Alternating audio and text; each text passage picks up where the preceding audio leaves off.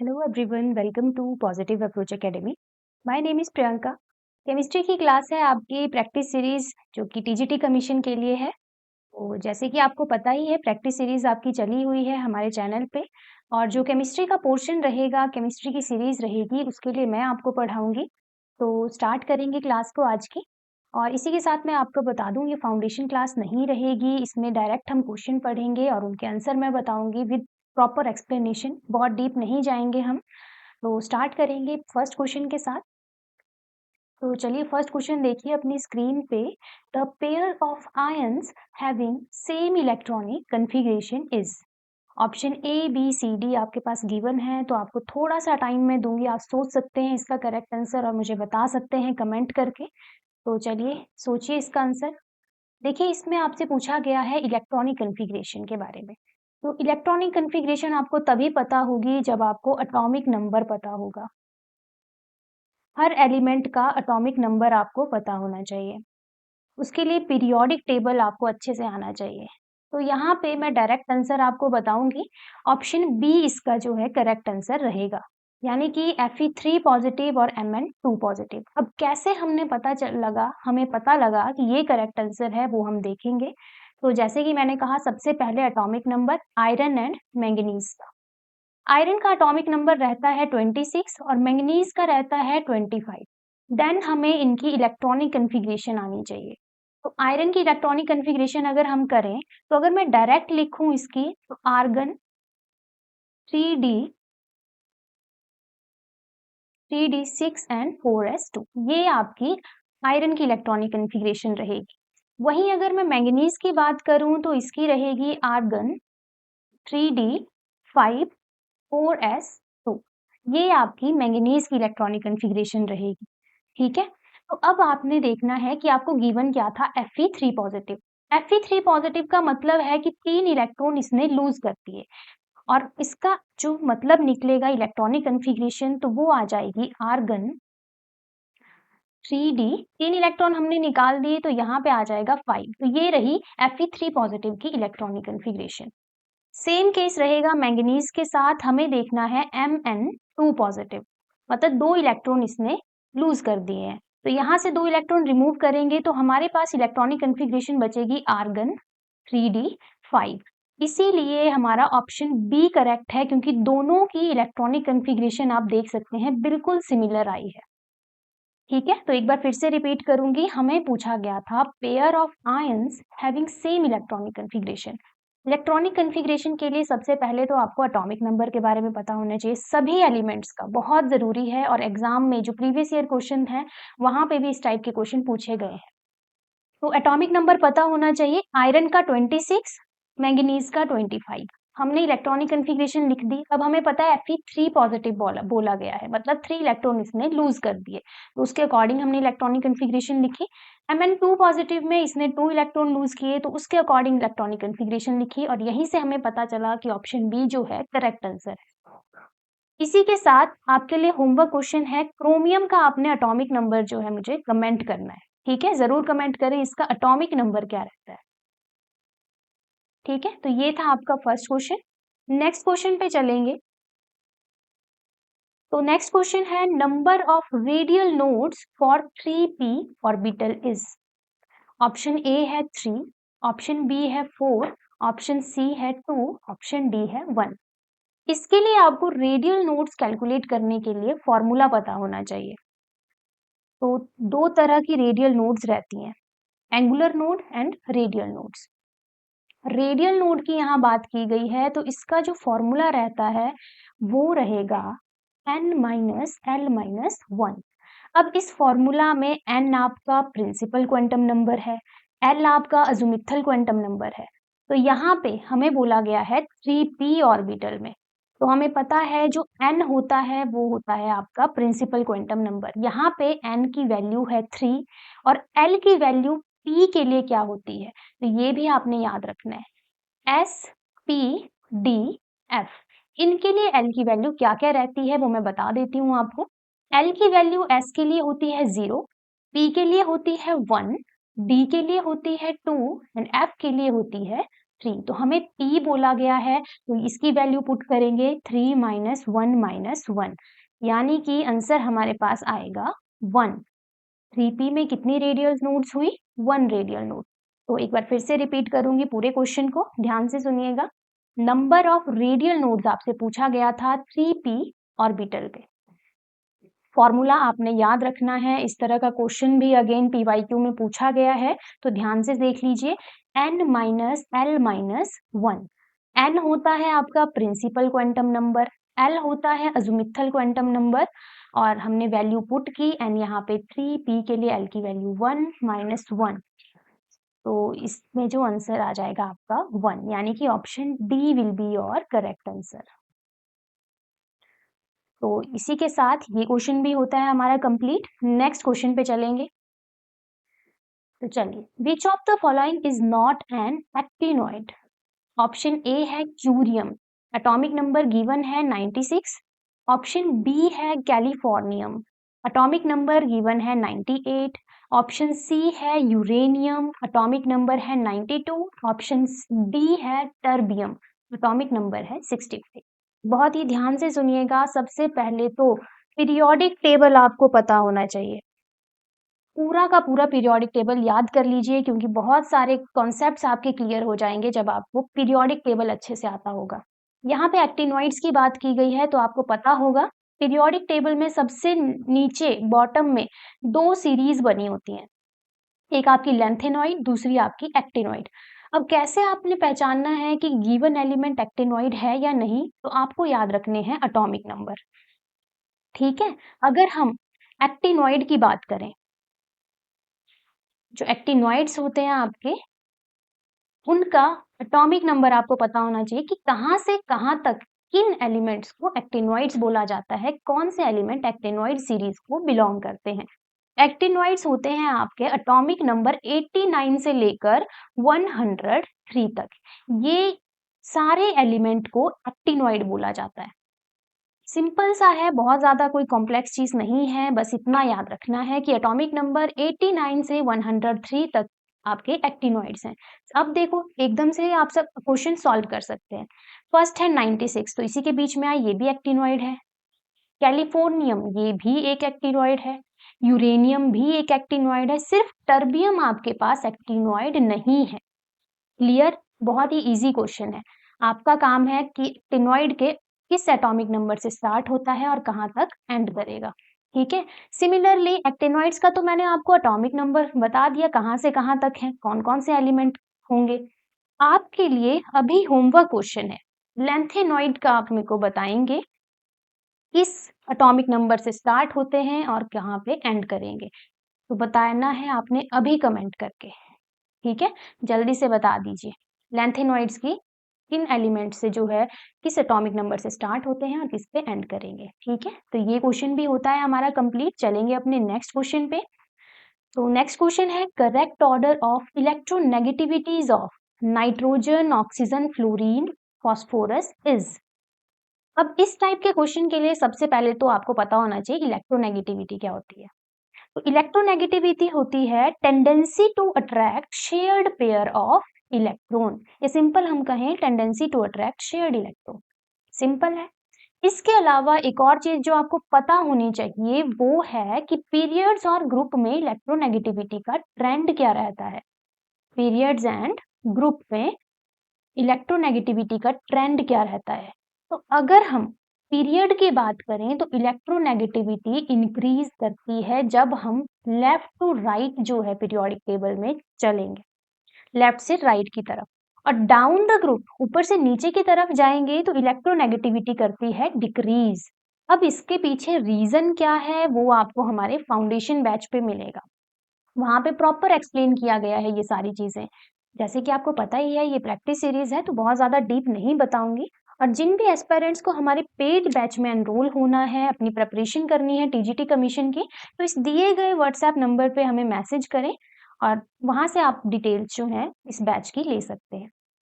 तो हम बात कर रहे थे इलेक्ट्रोनेगेटिविटी की, पीरियड्स में इंक्रीज करती है, ग्रुप में डिक्रीज करती है। अगेन पीरियोडिक टेबल याद होना चाहिए। तो हमारे पास एलिमेंट है नाइट्रोजन, ऑक्सीजन, फ्लोरीन और फास्फोरस की अगर पोजीशन देखें तो बिल्कुल नाइट्रोजन के नीचे जो है इसका प्लेस रहता है। ये आपका ग्रुप 15 है, ये ग्रुप 16 है, ये ग्रुप 17 का मेंबर है। तो हमने अभी बात की पीरियड्स में तो इंक्रीज करेगी, तो ट्रेंड क्या होना चाहिए आपके अकॉर्डिंग? सोचिए जरा। सबसे ज्यादा फ्लोरीन, फिर ऑक्सीजन, फिर नाइट्रोजन, और डाउन द ग्रुप कर रही है डिक्रीज, मतलब सबसे कम जो है कौन, किसकी इलेक्ट्रोनेगेटिविटी होगी? फास्फोरस की। कौन सा आंसर करेक्ट होना चाहिए? सोचिए जरा। ऑप्शन देखिए, ए बी सी डी में से कौन सी होगी? जल्दी से कमेंट कर दो। सारा मैंने बता दिया है आपको, इस तरीके से आंसर करना है आपने इसका। अलोंग द पीरियड इंक्रीज करेगी, डाउन द ग्रुप डिक्रीज करेगी। करेक्ट आंसर इसका रहेगा आपका सबसे ज्यादा आपकी फ्लोरीन, फिर ऑक्सीजन, फिर नाइट्रोजन, फिर फास्फोरस। तो देखिए कहाँ पे है ये trend. Option C, fluorine, oxygen, nitrogen, phosphorus, बिल्कुल ठीक। ऑप्शन सी जो है आपका करेक्ट आंसर रहेगा। नेक्स्ट क्वेश्चन पे चलेंगे हम। Number of pi bonds and sigma bonds in the following structure. तो इसमें आपने पाई बॉन्ड और सिग्मा बॉन्ड कैलकुलेट करने हैं।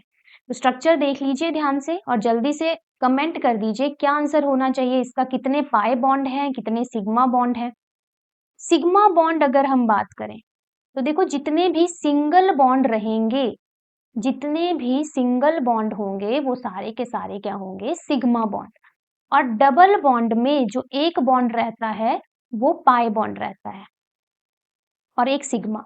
चलिए थोड़ा सा एक्सप्लेन कर देती हूँ। मान लो ये कार्बन और कार्बन के बीच में सिंगल बॉन्ड है, तो यहाँ पे सिर्फ एक सिग्मा बॉन्ड है। यहाँ पे कार्बन और कार्बन के बीच में डबल बॉन्ड है, तो इसमें एक सिग्मा होगा, दूसरा बॉन्ड पाई होगा।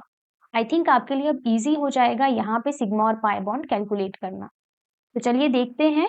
सबसे पहले तो स्ट्रक्चर को थोड़ा सा आप करेक्ट करेंगे, मैं यहाँ पे ड्रॉ कर रही हूँ। तो इस स्ट्रक्चर को देख लीजिए, कुछ इस तरीके से स्ट्रक्चर रहेगा। और स्ट्रक्चर किस चीज का है अगर आपको पता है तो कमेंट कर दीजिए कि स्ट्रक्चर का नाम क्या है।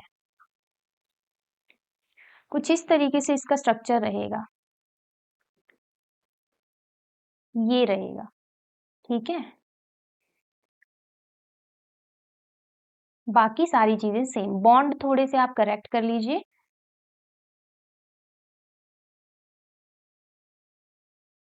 अब बताइए कितने सिग्मा बॉन्ड हैं और कितने इसमें पाई बॉन्ड है। तो जैसे कि अभी हमने कहा कि जितने भी सिंगल बॉन्ड होंगे वो सारे के सारे सिग्मा बॉन्ड होंगे। सिंगल बॉन्ड क्या होंगे? सारे के सारे सिग्मा बॉन्ड। अब ये तो हाइड्रोजन वाले बॉन्ड देखे, साथ में आप यहाँ भी देख सकते हैं डबल बॉन्ड है। तो एक सिग्मा ये, एक सिग्मा ये भी सिग्मा, यहाँ भी सिग्मा है, यहाँ भी, यहाँ पे। सिमिलरली दूसरी बेंजीन रिंग में देखें तो यहाँ पे भी देखो सिग्मा बॉन्ड है। ठीक है, हो गई ना। अब देखो यहाँ पे डबल बॉन्ड भी है। पहले तो सिग्मा काउंट कर लेते हैं। तो यहाँ पे टोटल आपके पास 19 सिग्मा बॉन्ड है। 19 कितने हैं? Sigma bond. पाई बॉन्ड देखो सिंपल हमें दिख रहा है, एक यहाँ पे पाई है, यहाँ पे पाई बॉन्ड, यहाँ पे पाई बॉन्ड, यहाँ पे और यहाँ पे। तो 5 जो है यहाँ पे पाई बॉन्ड आ जाएंगे। कौन सा ऑप्शन हो जाएगा करेक्ट? Option C. ठीक है, 5 इसमें पाई बॉन्ड है और 19 इसमें सिग्मा बॉन्ड है।